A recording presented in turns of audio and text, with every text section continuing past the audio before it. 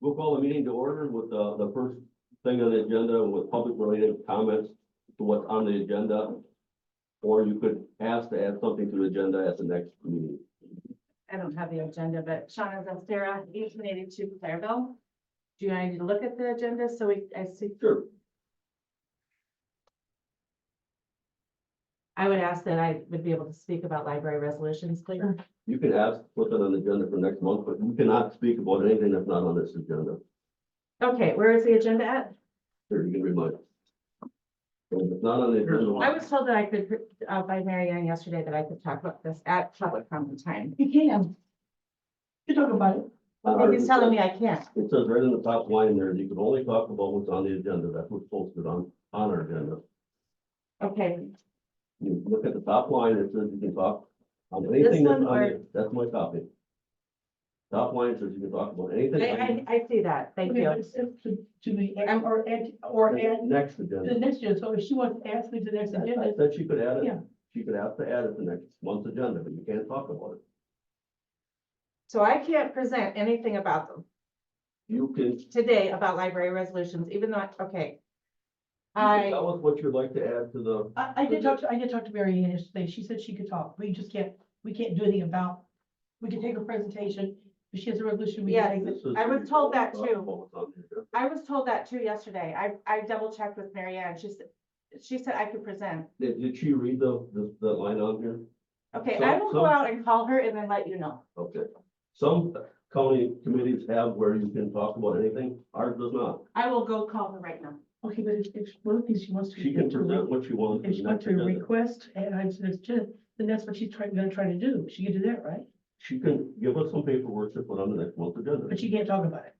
No, Right. not in detail. Correct, Steve is correct. Okay. And that has been the line that line has been on the agendas for this committee since I have started. Noah's Ark. At least 5 years, Okay, so. You know, if she does get clarification from Mary Ann that we're wrong on our interpretation, we'll let her talk then. yeah. Till then, we'll move on to the next item, which would be approve the minutes from the January 18th meeting. So moved. Second, Second, all in favor? I, Then we go on to the safety share with Tom Orchard. After reviewing everybody in the room here, I see no Band-Aids, crutches, or shin splints or anything, so we all must be operating safely. That's all I have. Does anybody else have anything for safety? Don't go to the trampoline park if you want. My 5-year-old got a what do you call it? Her foot sprained ankle. Spraying? Yes. did she fall off of it or did her foot go She between just them? jumped like really, and then somebody bumped into her. Oh, yeah, and she went down on her ankle or something. Yes, it just got a little twisted and then. Thanks. Well, here's my plan, not to get on any trampoline. That's, Just a tip from the parent. all right. Next, we got the community share. I was at the NACO conference, I bought a couple of books back for Chris to give to Dana. They're gonna just show how local government runs, maybe something we'd be interested in for our 4-H program. And then, don't forget to vote on the 20th or before, so we can, I think the only thing on our ballot is for the judges, but people died for that right for us to vote, so let's try to get out and support them. Unless there's some supervisory things that are being primaried. I don't know if there's 3 running for any seat.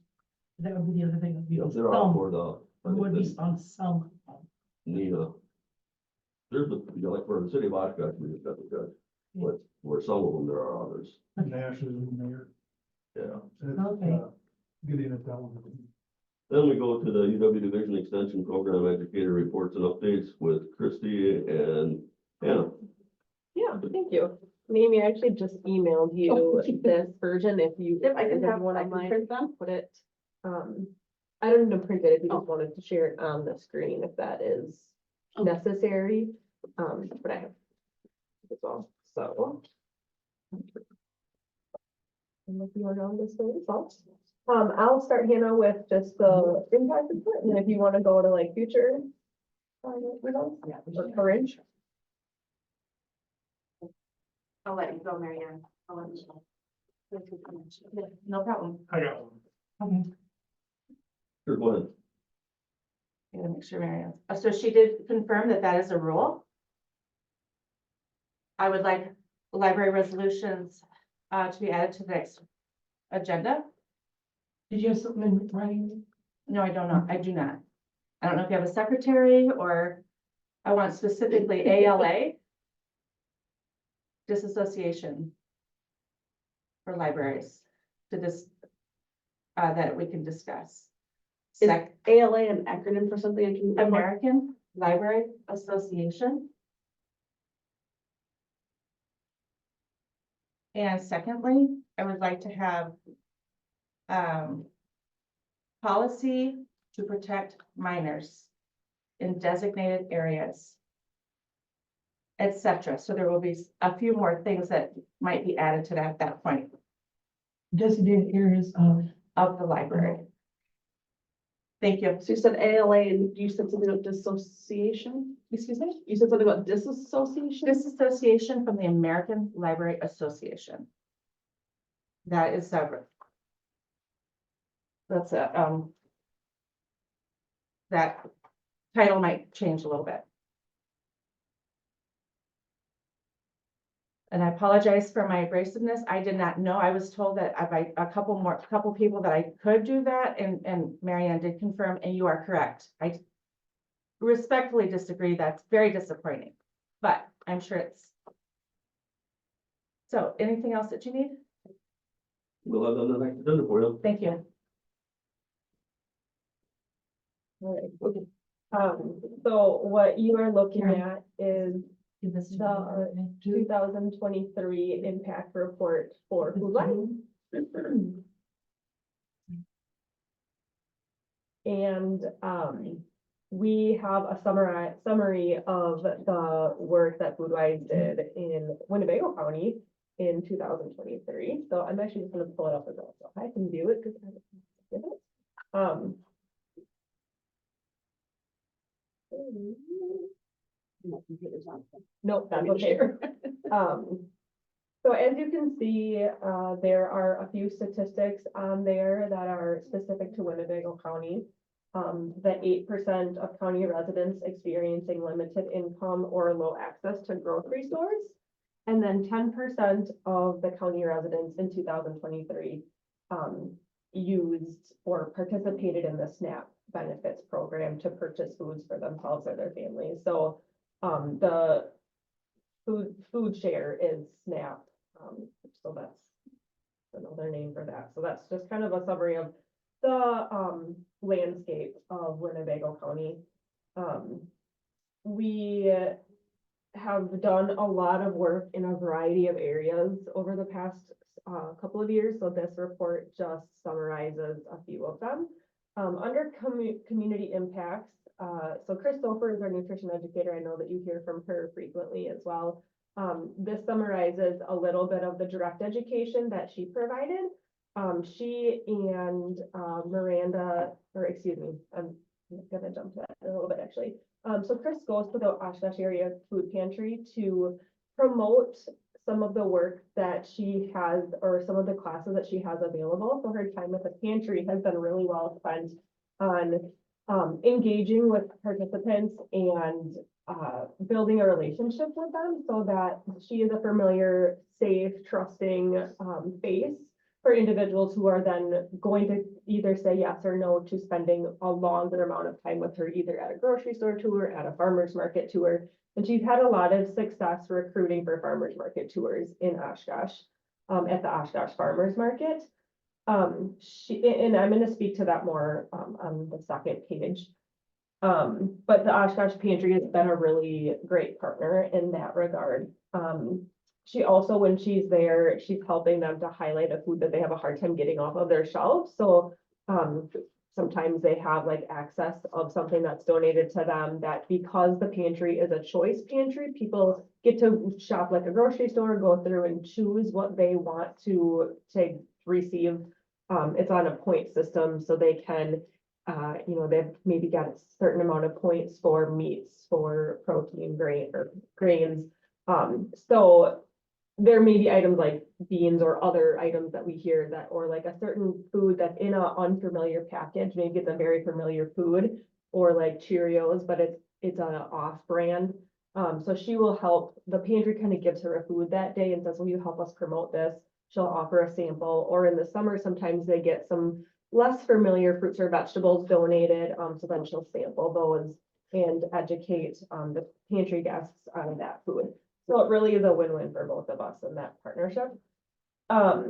She's also developed a relationship with Casa Esther in Amro and, kind of, piggybacked off of or replicated a event that Hannah and I had been a part of in Calumet County with a garden, and then developed some direct education around that, some garden-based education. So last summer, she taught a series of lessons at the Casa Esther Garden. And we had Boys and Girls Club students walk down from the Boys and Girls Club in Amro. So that was really great.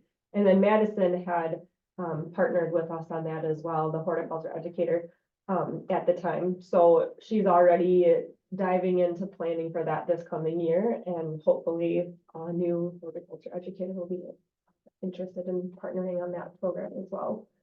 And Chris is in a lot of elementary schools. She's gearing up right now for kind of her busy time of elementary schools. So similar last year, delivering education in schools where at least 50% of the students are participating or eligible to participate in free or reduced lunch and breakfast. So that is a significant amount of the elementary schools in Winnebago County. And she's also been and I'll let actually Hannah speak to the Fox Valley Network for Wellbeing. But I know Chris has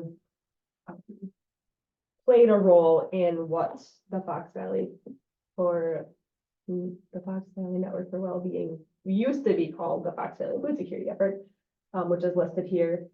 And then also listed here is that Hannah had spent some time creating some resources that were distributed as the pandemic benefits started to drop off over in the beginning of 2023.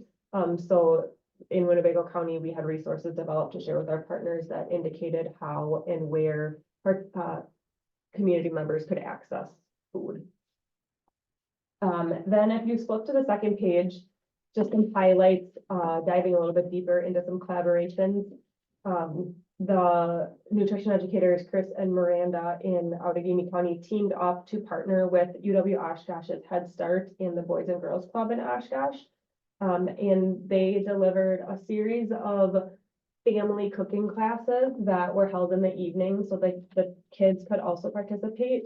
And you can see a picture there of two little girls who built some fruit kebabs. So the intention behind those classes were to help families engage their children in cooking and to kind of teach age-appropriate tasks for the kitchen, help families familiarize themselves with some new recipes, and just different ways that kids can be a part of the selection of like menu planning. There was some food budgeting, so it was a really great collaboration, and we're excited that Boys and Girls Club actually reached out to us in Head Start to give us a tour of their new facility, and specifically requested to have kitchen space that has several kitchen units or cooking tops where they are hoping to continue partnerships like this. Because one of the some feedback that we received last year was that they were hoping that they could do more cooking from these classes, and with limited cooking tops or stoves, and we really are trying to be very mindful of how we cook right now, that we're not having 20 hands in a recipe that then these ingredients go into the food that everyone's eating. We were trying to make meals like these fruit kebabs or mini pizzas where everyone's assembling their own and consuming their own, or even just within their family. So and that's something that we will continue moving forward, pandemic aside, just as it's a food safety, smart choice for us, but with the ability to have several cooktops and kitchen spaces, Food Wise has funding and already has started assembling, kitchen like kits. So we've got enough for, I think, 8 like knife sets, cutting boards, really kind of everything you might need. So we're excited to be able to put that into action this coming year in a collaboration with them, and really just, I felt, spoke to their trust in us as a partner to want to develop a space at their facility for classes like we have offered with them. And then just down below, a little bit more speaking to Chris's farmers market tours that she delivered. And like I said, the food pantry being such a fantastic partner in that, to allow Chris the ability to introduce herself, to promote these grocery store tours or farmers market tours in this case in person. Because if you think about signing yourself up for something that's already unfamiliar, you're going to be with a stranger, and you're going to be meeting them for the first time in a location that potentially is brand new to you, it could be very intimidating. So the fact that participants know who they're looking for, have met that individual before, it really boosts their confidence. And most likely these individuals have never shopped the farmers market. So one of our goals over the past 3 years has been to increase the amount of individuals who participate in Food Share or WIC to use their benefits at the farmers market where farmers markets accept these benefits. So it is, that was a really great opportunity for Chris to really walk individuals through the market, to show them, you know, what signs to look for, point out which vendors accepted these benefits.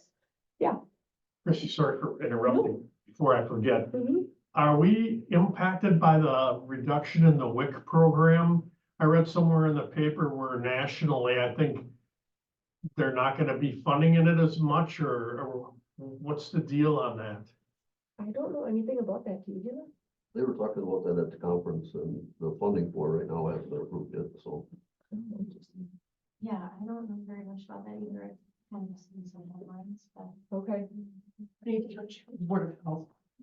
Are you talking locally in Winnebago County or? No, I at the read it in state level? USA Today. Oh, okay. National, yeah, I'm not certain about that. I mean, I can specifically to farmers markets, the families receive a certain amount of money that they can spend at farmers markets, and that has remained the same over the last few years, but I don't know if it has been approved for this coming year. I think So we will they're pay debating attention to it that. at the, it was brought up at the NACO convention that it has not been approved as of yet. Okay, So there's still people that want it, so Yeah. it's not saying that it won't get approved. but do it you has- know if that was specific to farmers markets or just Oh, in it's general with whole- funding in general? Okay. The whole program has not. Okay. Yeah, I Well- mean, I know that even when the funding for SNAP comes up and Food Wise is funded by SNAP, that there's conversations around that Yep. each time as How well. is SNAP coming? Are we being reduced? Well, since the pandemic, the amount of money that families were receiving did decrease because there were increases. Families were able to receive the maximum allotment for their household and income. And that went down, I want to say it was like last March, April or so. So nothing has changed since then. But groceries have increased in price, and although there was a slight adjustment a while back, nothing has really changed. So the amount of money that families are receiving may not really, and it's supplemental, it's not supposed to support Right. food, you know, for a whole month. Right. But I'm sure that you could argue that it may not align with where grocery costs are right now. Yeah.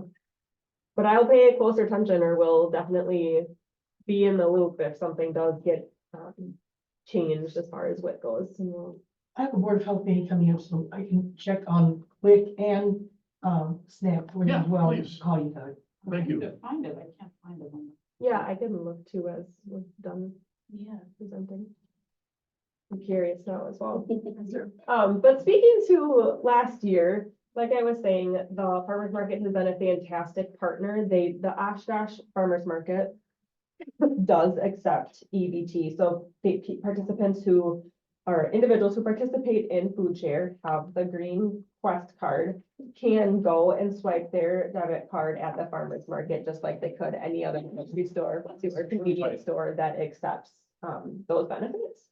It's just a little bit different. They have a specific stand where you have to go first and swipe your card, tell them how much money, kind of like an ATM, how much money would you like to spend at the farmer's market today? And then in return, they give the participant tokens that they can then go spend at specific farm stands that accept those tokens. But an incentive for families to shop at the Oshkosh Farmers Market is that they offer double dollars incentives every Saturday. So you can go, if you participate in EBT or food share, you can go and double up to $10 the money that you're receiving. And I know in the past, they'd also had a match 20 program, but that was not happening. They didn't have funding for that last year, but an incredible relationship that we've made with the Oshkosh Farmers Market is that they write in their budget $10 gift cards for any of the participants that go through a farm market tour with Chris. So they had budgeted for $300, and she surpassed that by 10 participants, and they were able to give her that extra $100. So they actually gave us $400 to distribute those, and then Chris walked through with them to help them spend that money. So yeah, some really exciting collaborations, and I know Chris is really, really excited and proud of the work that she's done with the farmers market and excited to continue that again this year. She just told me this morning actually that the farm market manager reached out to her and said, here's our tentative calendar for the year already. Plug yourself in where you want. She usually goes one time a month from May to, June to October. So we try to squeeze as much as we can out of those summer months. And then, excuse me, Hannah's going to speak to kind of current food wise work and then into the summer. Yeah, so I can start with the the Network for Wellbeing. I think I had shared last spring that we had put the food security effort that we were coordinating kind of on a hiatus to check in with the partners and make sure that the work that we were kind of coordinating and the collaborative groups that we were facilitating we're focused on a topic that like made sense for other agencies. Because we were having kind of some dwindling participation. So what kind of came out of that is we've shifted our attention to this Network for Wellbeing. So we're still having kind of a Calumet County, Outagamie, Winnebago County focus. But right now we're meeting every other month. And we're focused on networking. So we've had a lot of participation on that and a lot of excitement on that, which has been really nice. So this is a group that meets in person. We have like organizations focused on mental health, substance use, some healthcare agencies, public health, this bunch of things. And in our March meeting, we're going to float the idea of on the months that the networking group isn't meeting, having another group meet to focus on taking action on something. So exciting for me. And anybody is welcome to join that group. So we can always get you information if you or anyone that you know is interested in joining us. We meet on, I think, the second Tuesday of every other month, like I said, at 2 p.m. And then one other thing that I wanted to share is about our garden projects. We just submitted 4 applications for food-wise food garden grants with organizations that are or will be in Winnebago County. So we submitted an application with the Multicultural Coalition to establish 6 beds at their office, which is in Menasha on First Street. So that garden would grow food that will go to their participants and then also to some neighbors. And then People Progression is actually also going to be moving into the same building. And we had worked with them last year to get 4 beds that are like kind of in those carts that are on wheels. So we submitted an application to expand their garden by 2 more beds.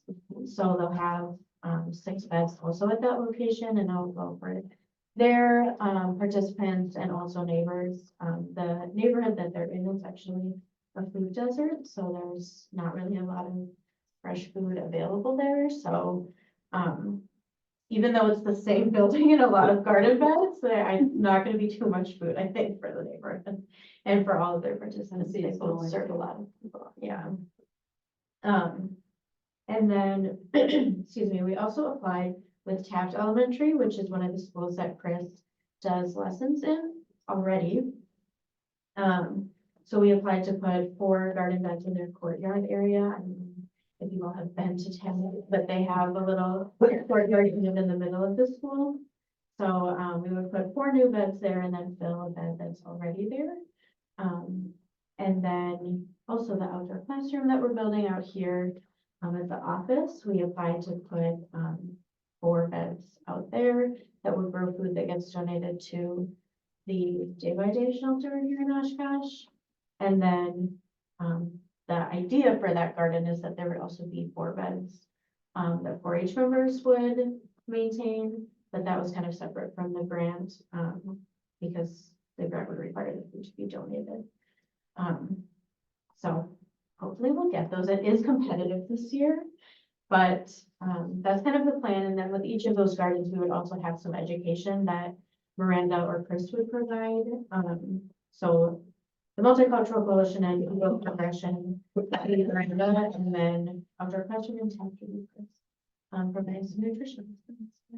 And how many grants did you submit a couple of weeks ago? We did 5 total. So we'll hear back on March 1st. A lot. How much are they for? They're all a little bit different, so they're all up to $2,500. And I think, 2,500? yes. Yeah, they're kind of smaller grants, but they're like, these gardens aren't very big, so they really don't need that Okay. much.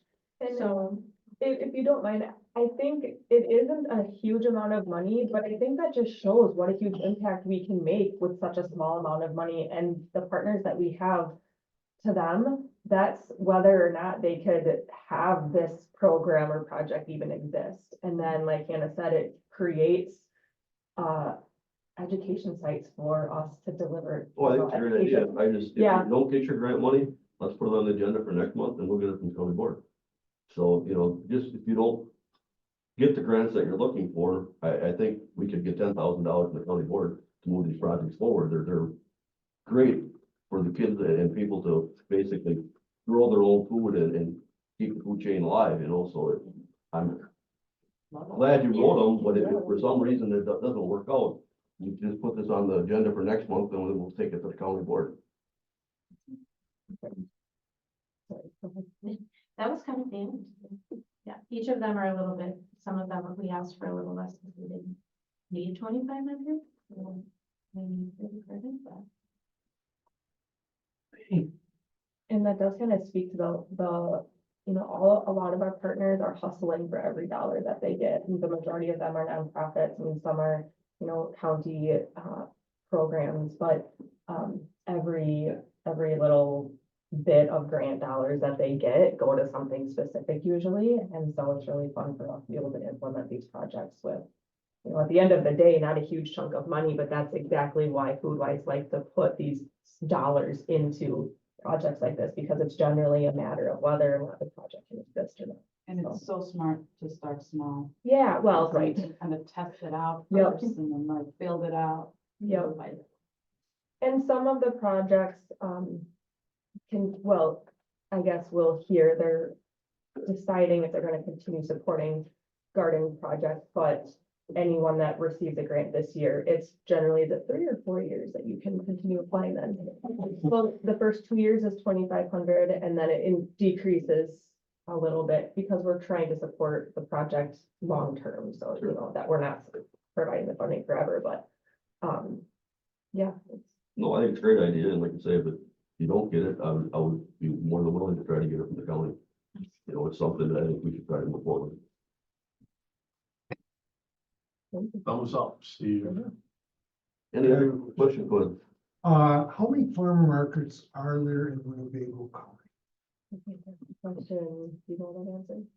I We're think actually working on that. Oshkosh. All right, well, I guess you talk very positively about the Oshkosh Farm Market, but I know there's one in Monash and that. And I'm just wondering if you have any program where you're, since you're having so much success in Oshkosh, you're networking to get out to contact some of these other ones. Yeah, absolutely. And I think that's been on our radar for sure. So not only can we work to support community members to go to the farmers market, we can help support farmers markets who don't currently accept those benefits to accept the benefits, because our intention is to get families who could spend their food dollars at Dollar General or, a corner store, if that's the easiest for them, go and spend those on local fresh fruits and vegetables. And with SNAP, they can purchase meat and bread and cheese as And well. if you're doing that, more power to you. Good. Then my Yeah. last question is percentages. Why do they show percentages? Instead of numbers of people. Yeah, because the impact is, what is there, 172,000 people in Winnebago County? Are you telling me 10% is of 172,000? The percentages are nice, but they're easy. Insignificant. Well, in some cases, they are, but numbers, I think that if you say there are so many residents in Winnebago County and of those, this many participate, it might be more of an impact than just saying 10%. Yeah, that's really great feedback. This is a template that we fill in, so we didn't really have a choice in that. However, we are currently in the process or beginning phase of putting together our next 3-year plan. And in doing so and preparing for that, we do a community assessment. So our county assessment for all 4 of our counties. And so we have this really in-depth document that we're working through, and we have the data to dive a little bit deeper. So once we complete that, Hannah, maybe we wanted to come back and present that, because I think that would help to better understand what that 10% and 8% really looks like, who is within those percentages. What I caution you with that was the power company, we introduced in their great wisdom, locked a whole mess of people for 8 months in a building. And he created this new process. And they came out and they said 8 months later, here is the new process. And everybody looked at it and says, that was good 8 months ago, but guess what? Things have changed.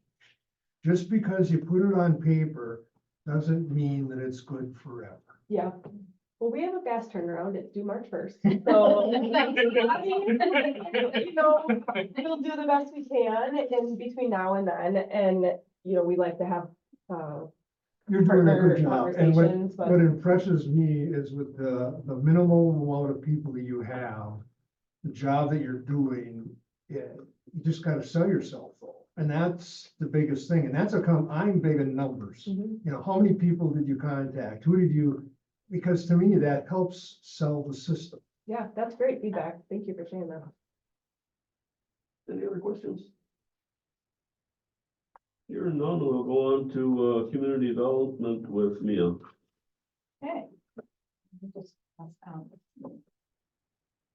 Yeah, Bob. Thank you. Oh, you're in. Or no, that's the month.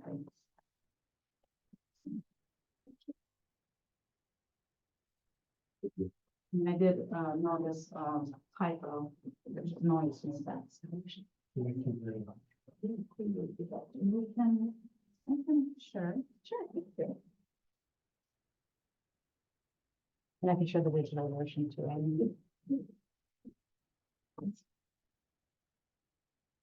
Okay, so I was supposed to be here in January. I don't know if it's snow or sickness. Kind of a Sickness. blur. It was sickness, okay. Going back. It's in Yeah, we would have some sickness, knock on wood. We haven't had much this winter, so that's great, but I guess it hit us in January. So just wanted to provide some updates, like looking back a little bit, but also looking forward. The one thing that I really wanted to highlight today is there's a really cool program that's coming to Wisconsin, including Winnebago County. It's called the Wisconsin Rural Entrepreneurial Ventures, or Wisconsin REV, as it's branded. This program is an initiative that's kind of starting to spread across the nation to help communities, rural communities, to really focus on their entrepreneurship initiatives and to build their local economies. I was trained to be a community coach within this framework in the fall of last year. So I will be going out into Winnebago rural communities to see if I could find community partners in this. I'm already reaching out to Winnebago, Winneconne, the village of Winneconne, talking to Logan, the village administrator, later this month. But if you have ideas for candidates, please let me know. So this program is designed to be very comprehensive in terms of having this community coach or myself to help them and guide them, providing them with data, research along their, what their local area looks like in terms of opportunities and gaps. And then also working with entrepreneurs in their areas to build their businesses. One note though about entrepreneur, does not only include for-profit businesses, it also includes nonprofit and governments or government agencies, because a lot of times, as you know, governments can be big employers in the areas and healthcare systems. So the big funder here is Compeer Financial. So the other part of this that's exciting is that there may be opportunities for more like capital investment into these rural communities.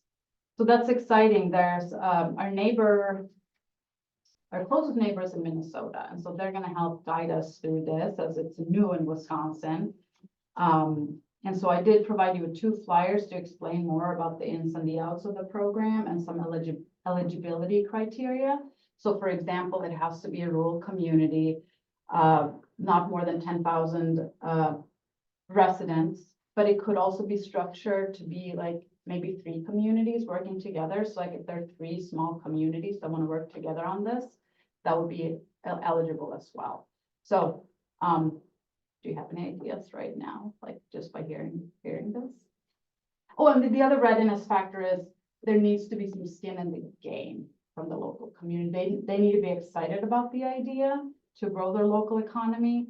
And there needs to be community leadership from within that will be able to keep this program going. It's not really a program, it's more an initiative that is helping to really build that economic impact long-term. So things that they've seen in other communities that have done this is like they have a higher GDP within that community or that county that they reside in. They have more robust small businesses. They have higher growth of businesses. They have higher enrollment in school within the school district. Those types of indicators have been shown through this type of framework. So if you can think of communities, let me know. I'm thinking I was thinking maybe Winneconne, maybe Amro, talking a little bit to Chris, but there needs to be some readiness and there's a lot to be said. So please let me know if you have questions. But that's happening. Yes. I think this is wonderful what you're doing. I kind of base that on, again, I read this in USA Today, but it was a couple of years ago where Wisconsin had the lowest entrepreneurship in the country. So anything that you can do to help to get that We are up. very low, yes. I think we're ranking 50. I mean, we're very low. So our entrepreneurial activity in Wisconsin is pretty low, and there are definitely initiatives right now. It's becoming a lot more prevalent to look at this and as a problem, because what research is showing is entrepreneurial development is a more robust tactic to have a stable regional economy, rather than putting all your bucks in one place, so to speak, like investing in a big employer or having that industrial approach of let's, you know, put all our eggs in this basket. If you have a more diversified approach, then your economy is generally gonna be more stable. And you see that in communities that have more entrepreneurship, they're more vibrant usually. They have more people coming in, and that's the other thing. With a lot of rural communities, you see a lot of outflow, so people are moving out of those communities. And, you know, they're talking about, well, how can we create this to be an attractive place to live and work? So you have to look at the whole picture. And that is what this program does. You're really looking at, and you're engaging stakeholders beyond the local government. You need people within the entrepreneurial space. You need people from the chamber. You may need people from the healthcare system. So again, you're looking at all of these components. Childcare, right? We know that's a huge piece of this. Like, how can you, if you want entrepreneurs and businesses in your community, but they can't do their business because they have kids and they don't have childcare. Well, that's part of the puzzle, right? So you're really looking at this ecosystem, is what it is.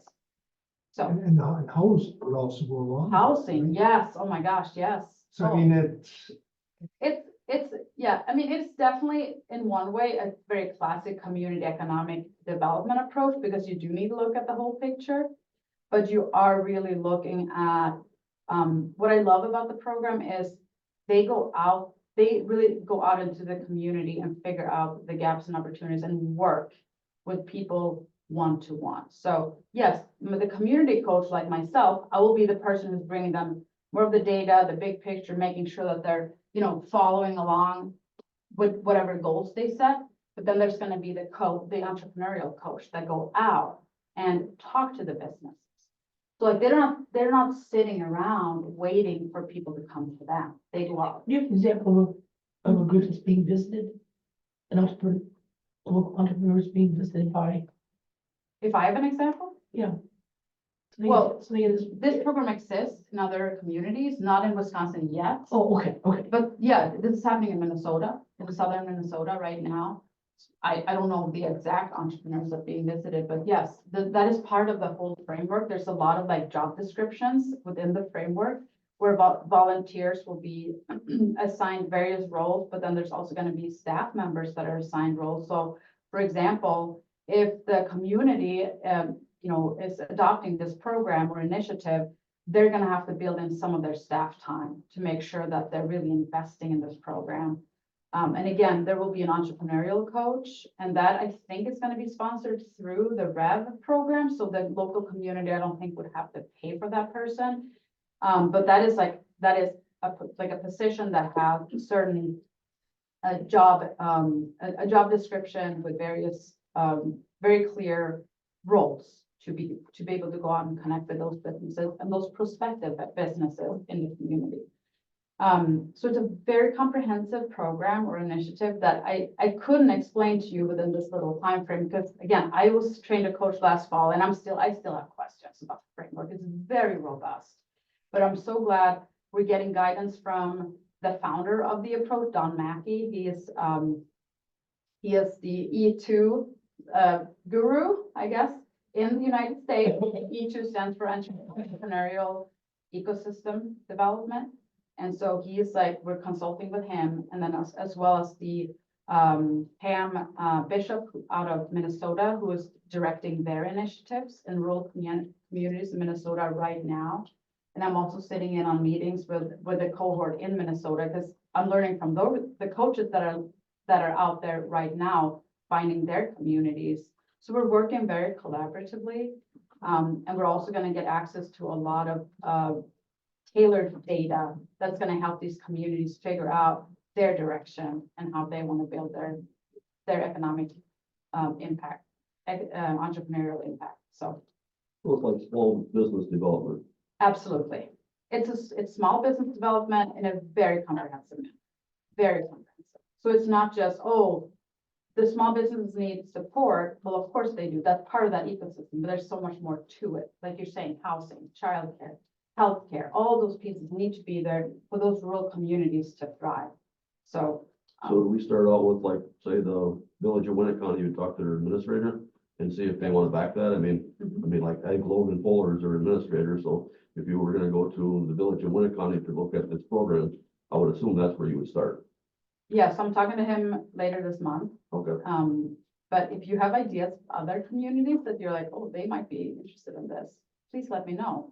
Yeah, I mean, they're more into the tours, so I think they have more openings for like where you get into the city of Armorel. I mean, there's not a whole lot of, you go down their main street, there's not a whole lot of buildings. Right, You know, there's a few restaurants, they come and go. Yeah. So I think when you get into the tourist industry, there's more of a, you know, you get somebody that maybe wants to do charter fishing that doesn't really know how to get it up and running, you know, I mean, when, well, then that is a direction that you could really zoom into, like, okay, your niche is tourism, that is what, you know, drives your local economy, well, then that is something we would focus in on and help them with, so, I think the village of Winnebago, the tourism is what yep, drives their economy. The restaurants without the tourism wouldn't be, wouldn't be what they are. yeah.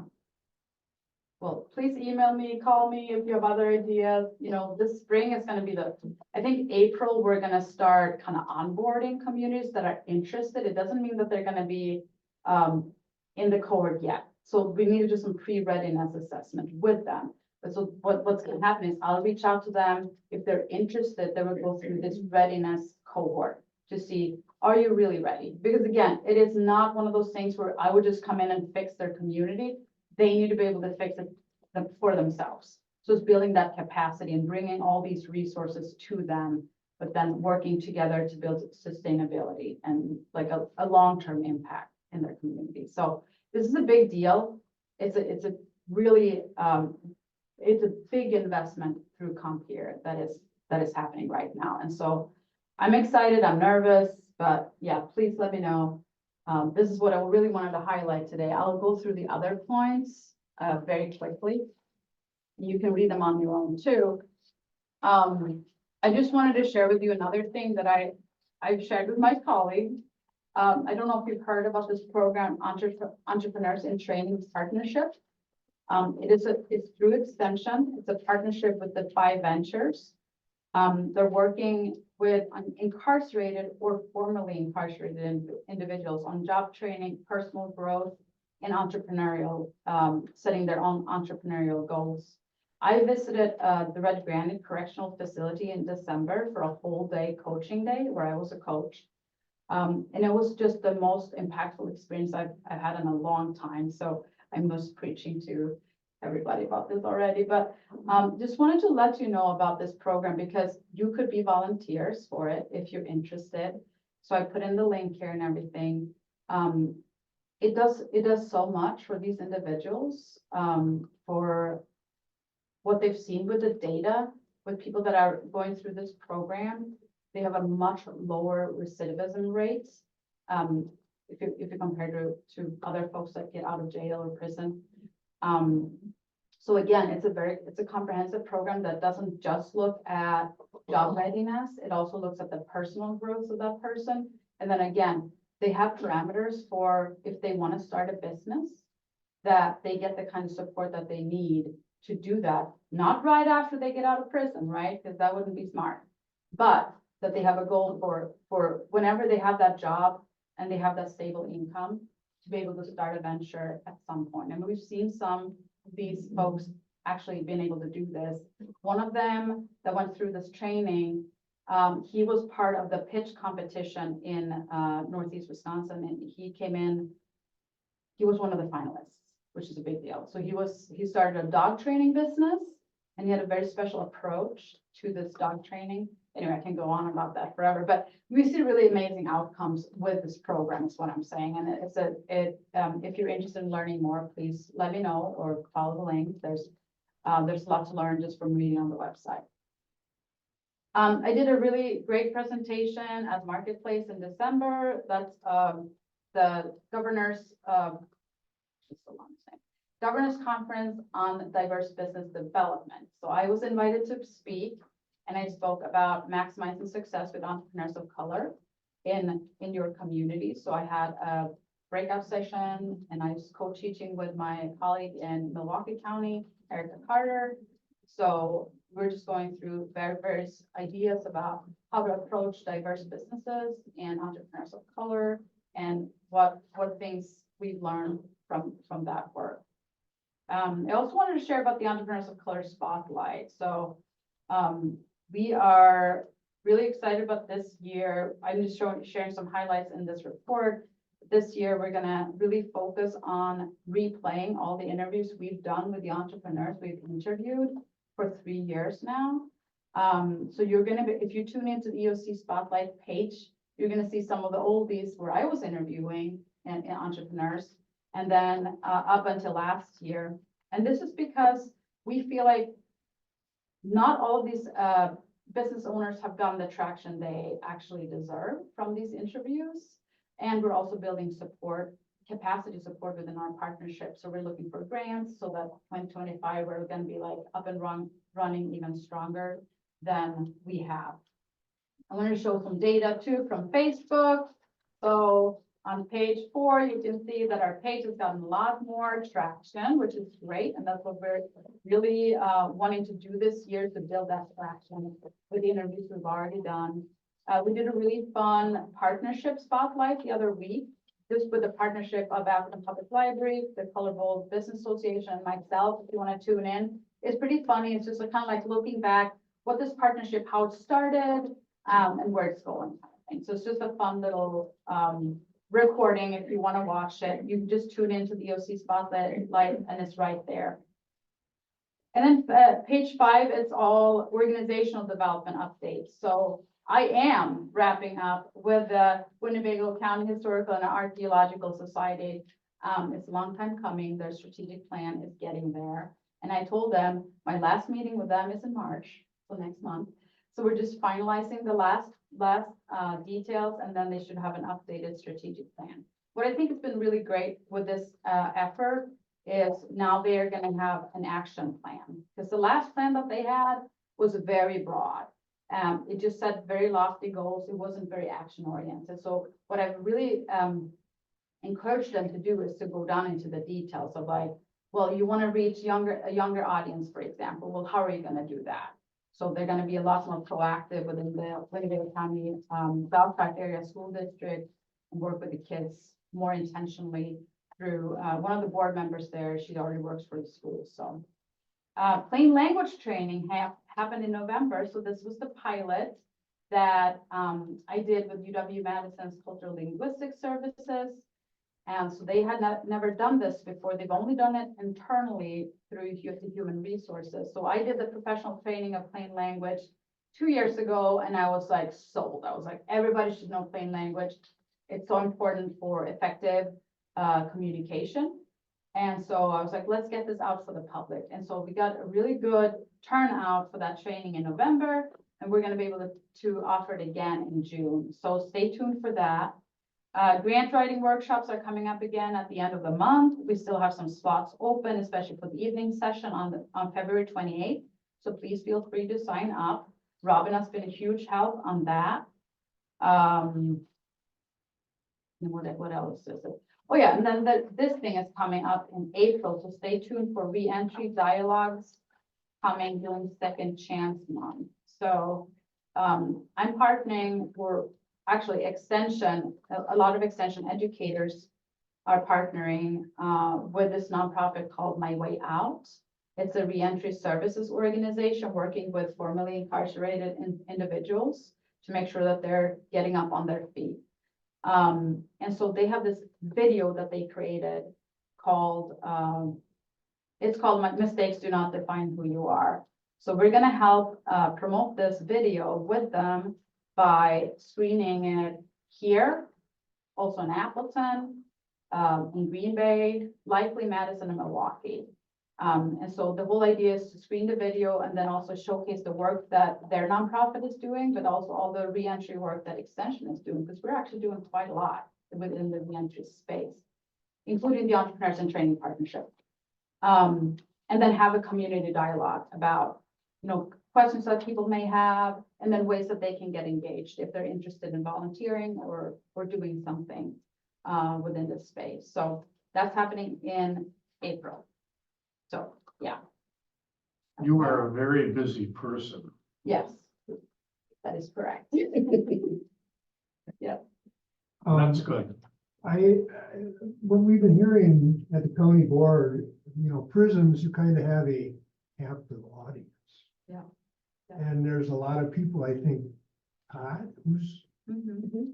he's in there, and it might behoove somebody to bring it all together, so we're not duplicating services somewhere, because the money we're giving to some of these places, I can't remember, that go into there too and do work with the, a solution, yeah, and this is just, there's a lot of, now, and I can't say duplication, because their stuff might be something different, but somebody to kind of look over that and make sure everybody's not duplicated and they're giving those people, I mean, they need every break they can get. And it would be good to do it, so, look into that, or, you know, it seems like when you brought it up, that's like third time this month I heard about the jail, so.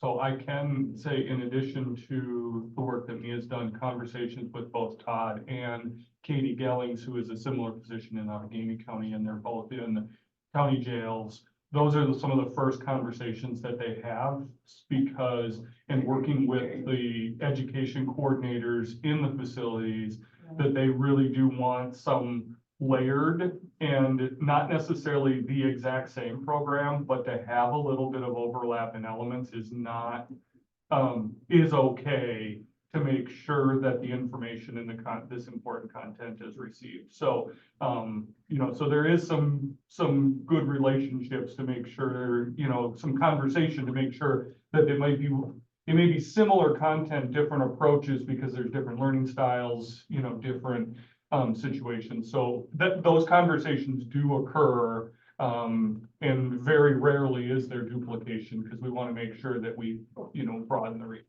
And again, what happens is keeping track of your successes and then publicizing the successes to know that it's working, whatever it is, it's working. That's something else you have to do. I don't know who's gonna do that, but, you know, success should be looked at every once. Well, no, what I've heard too is there's, the big problem is there's not always staff capacity at the correctional facilities to take in these programs. So even if it would really benefit them, there's often, because of there's just, you know, there's worker shortages everywhere. And so, for example, with Red Granite, I met the education coordinator there. And she just believes in this program so much, and she knows it's gonna have a huge impact. And so they are now piloting it at the Red Granite. But yeah, I hear what you're saying, Tom, but I also think, I think there's just a shortage of these programs because there's capacity issues just in general. But you know, that's why I'm excited to do the partnership with My Way Out, because I want to know more too about what are they doing and what are we doing and how can we partner more? Because yes, I do think there's a lot of efforts out there within the reentry space, and we don't always collaborate. And even with an extension, we have a lot of reentry programs, and we don't necessarily work together too much about like how we strategize and what the messaging is and all that stuff. So, And the success of that, yeah, that, it all comes back to, is it working? I mentioned it before. Yeah. You know, just because you did it 6 months ago, doesn't mean you can do it now and be successful. You gotta look at your audience. If it changes, you gotta adjust. absolutely.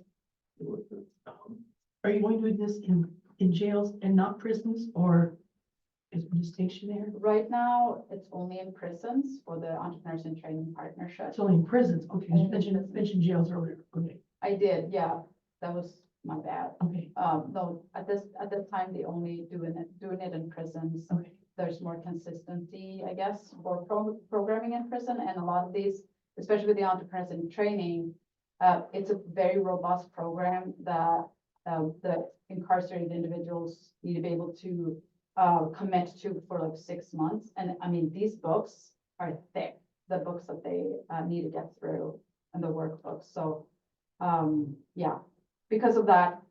And then they also get support after they get out. So that's what's very unique with the Entrepreneurs in Training. They don't just like let them go and like, bye, see you later, good luck.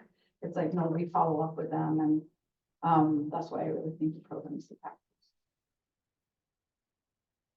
Any other questions? Thank you. Thanks for the good work. So then we'll move on to the administration department report with Chris. Yep.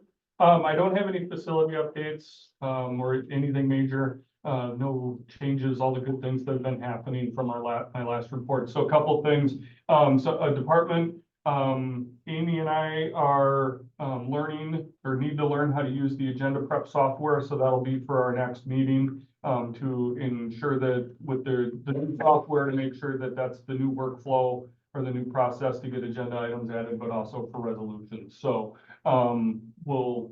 we now have a crash course or a reason to get it, to learn that. Couple of staffing things.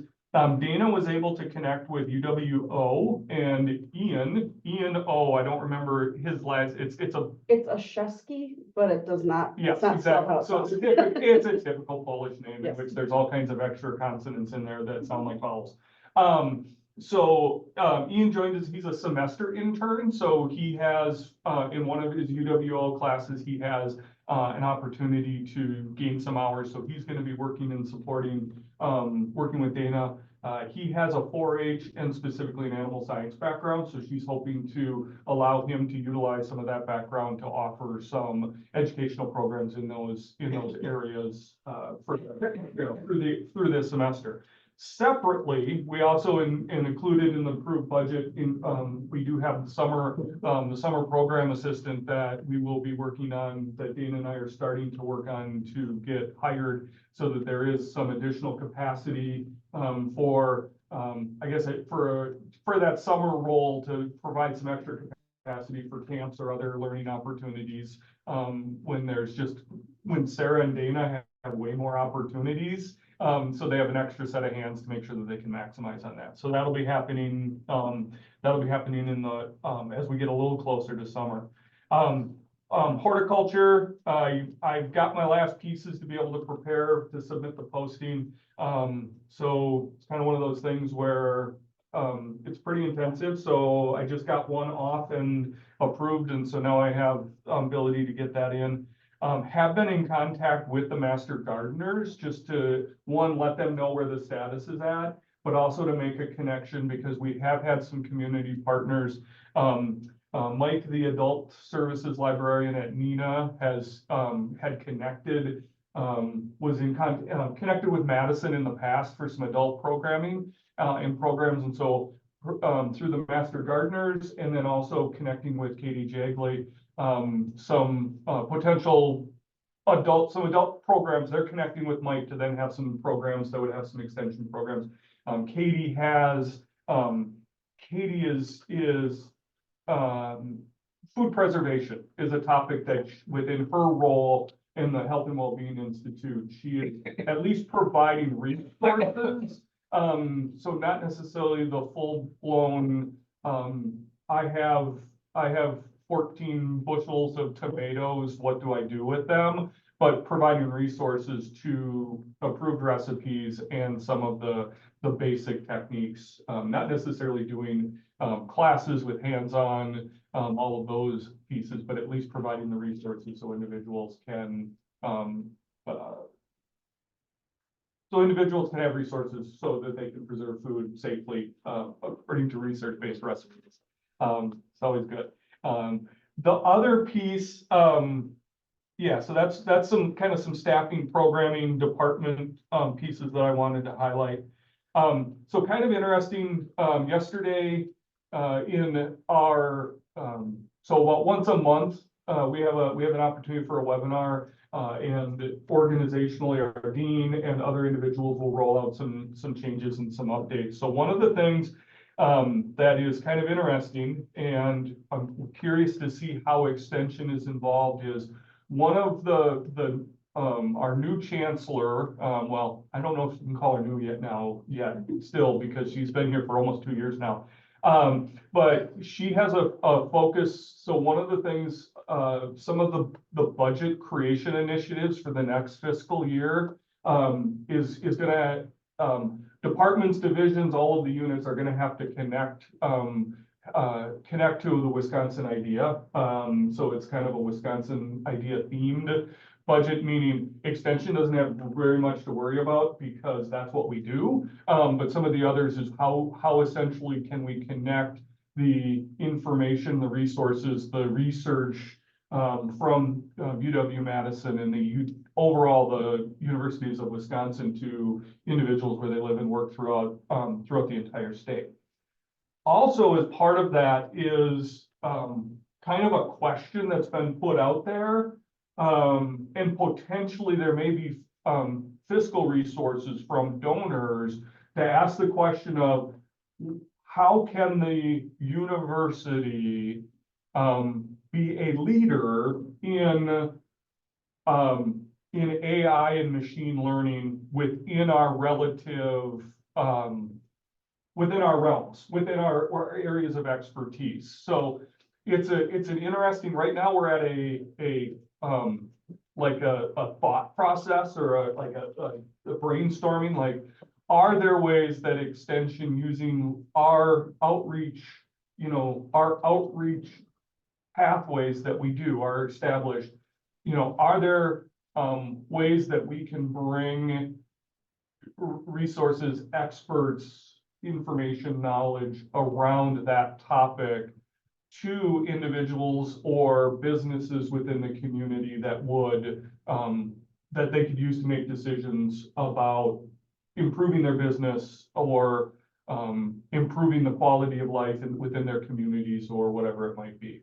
It's kind of a broad topic. I mean, it's kind of big out there. And it's a little bit more than, it's like a lot more and more in depth, or the potential is a lot more in depth than just doing, typing into one of these GPT windows and saying, how can I help my community? And then, getting some responses back.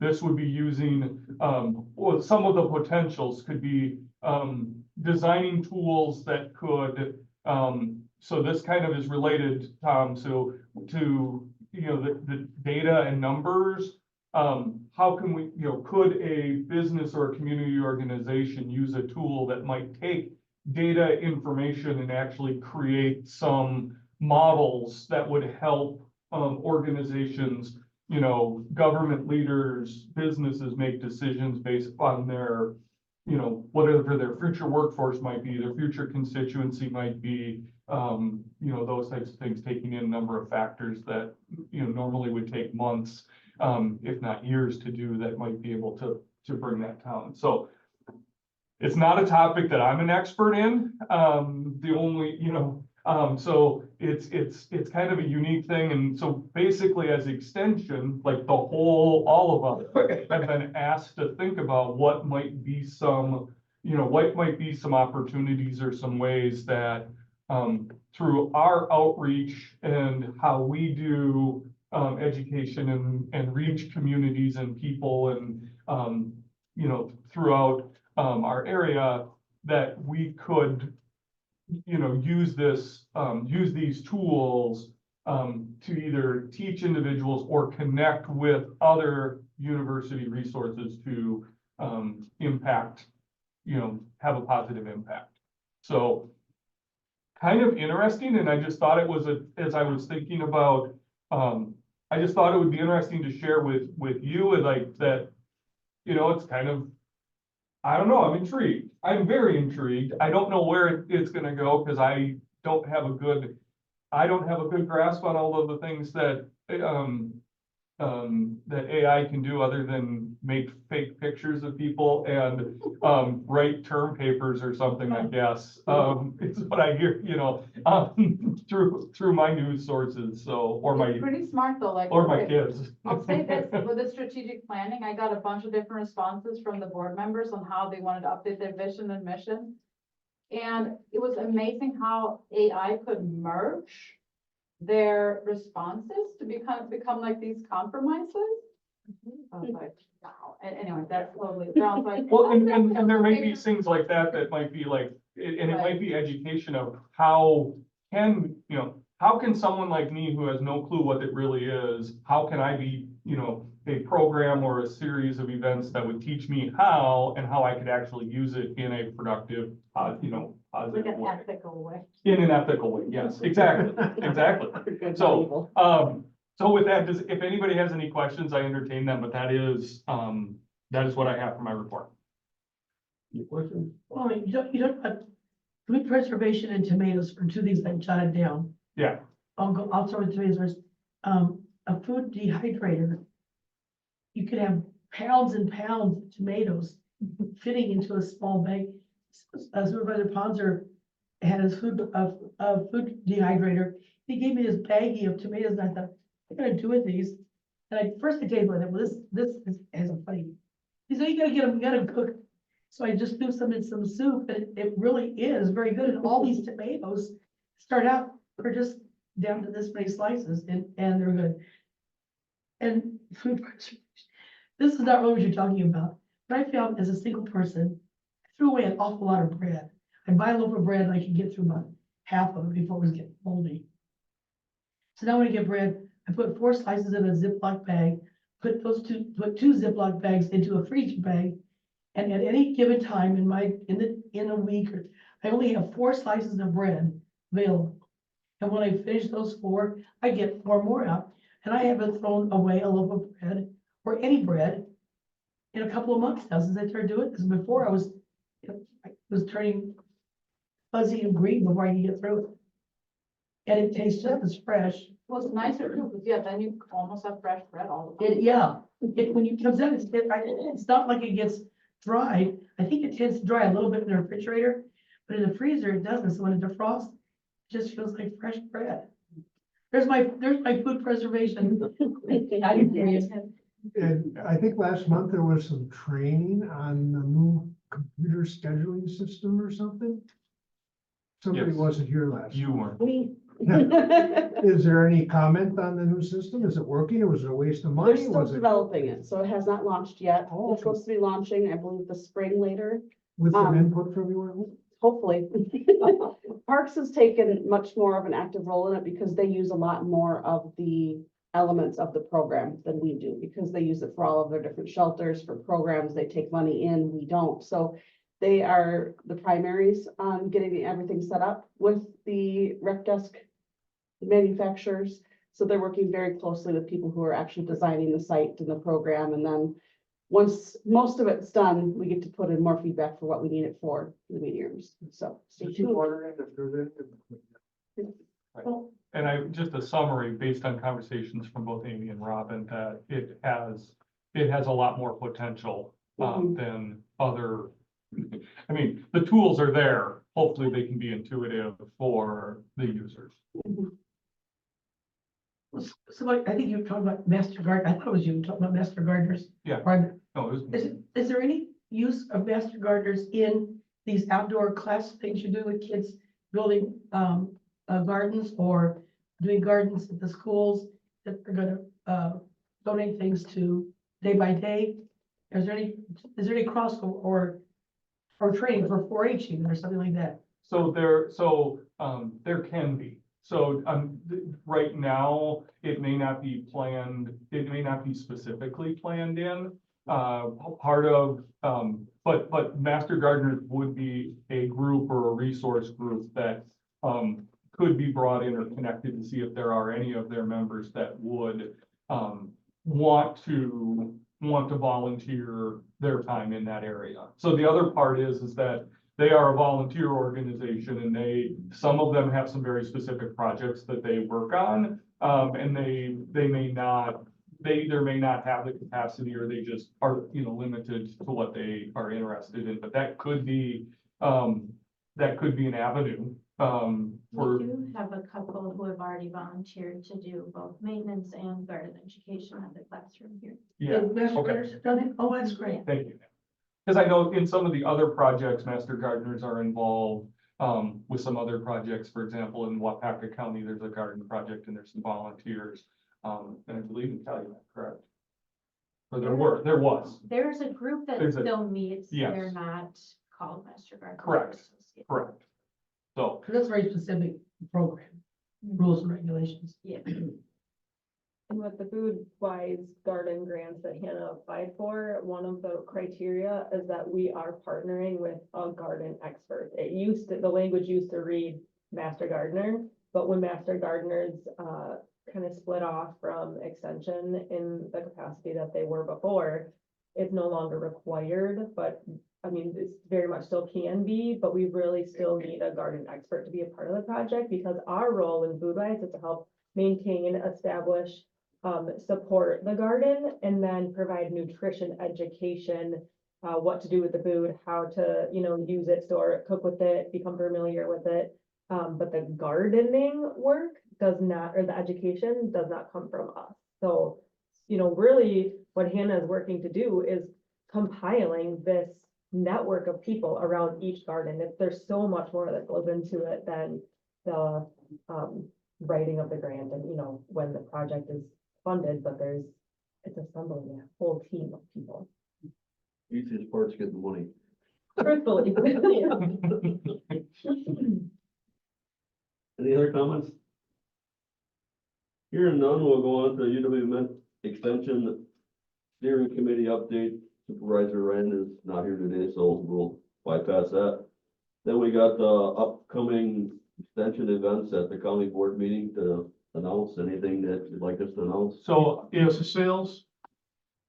I'm not sure about that. I mean, I just don't know, when the next one is. That would be Dana Well, and it's in Sarah. April, but I'm not sure when, I think the cutoff date would be sometime in March. We probably could I announce think that. so. Maybe we can, one of us will reach out to Dana and see if there's any information.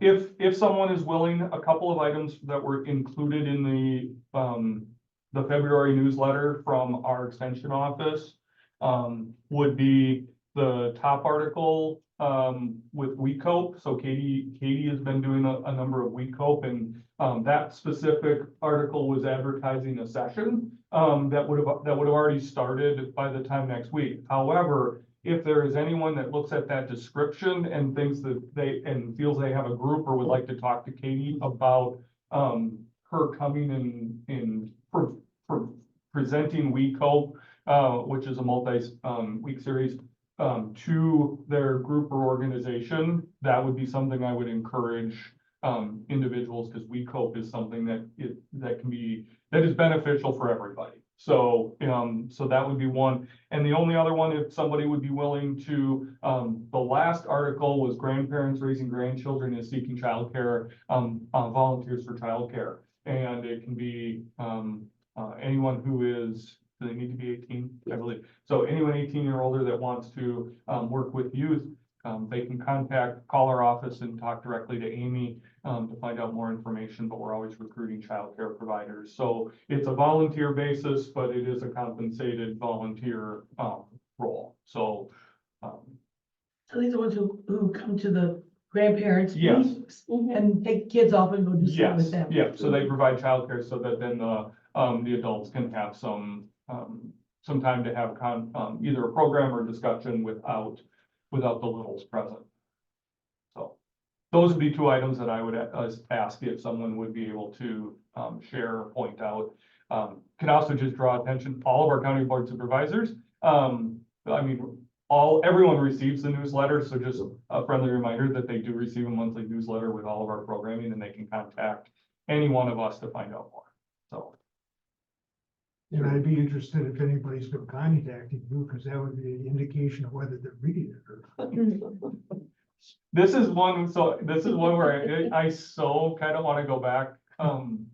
So I have a very pessimistic attitude about people reading newsletters, and that isn't always the best when my world is 4-H and there was always a monthly newsletter. But when you get calls about things on a regular basis, and it's like, all of those details are in the newsletter. So we would, we put a little hidden icon somewhere in the newsletter, and then if you reported where it was, you would you would be entered for a prize or something like There you that. go. Or there's a trivia question or something that entered in the newsletter. You actually get some people, or you just have a 6-year-old who scans the newsletter and can find the hidden object like lickety split. So anyway, sorry. I understand the nature of your comment, Tom. Any comments from the committee members? Did you guys see in the paper?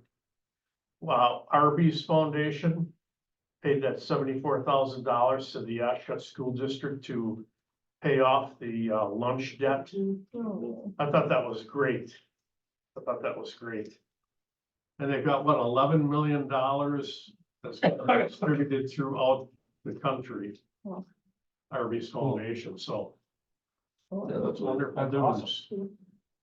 So eat at Arby's. once in a while. I used to Oh. live close to one. It smelled a little weird, I found. Are you a vegetarian? Yeah. Well, there you go. Well, and I just moved from Sweden to the United States, and like, they were advertising these huge sandwiches with so Oh, much meat. yeah. I was like, what is this? Kind of a cultural shock. Are all the Wendy's closed in this area? I have seen two Oh, closed on my way I to missed the work. triple baconator. Oh. Did they go bankrupt? You're gonna get So, mine a little heart attack. so I can only translate an experience, in the Stevens Point area. Wendy's increased scrutiny on their franchisees. And so they pulled the franchises on the one in Stevens Point, and then after like 2.5 years, they found a new franchisee and they built a new Wendy's in the area. So I don't know if that's happened, but that could be because each of them are owned by an independent franchisee. And so that may be the issue as far as the quality. And there were some that were a little more sketchy, so I would only go through the drive-through on them, so. Well, the one on Thank you. Wisconsin Avenue in Appleton is closed and the one on Oneida in Nashville. Yeah, the Google says all of them in this area are temporarily closed. Temporary. Temporarily is what it Well, says. signs are down on those. two. They're probably not. Back. Our next meeting date will be March 21st. And with that, I'll entertain a motion to adjourn. So moved. Second. All in favor? Aye.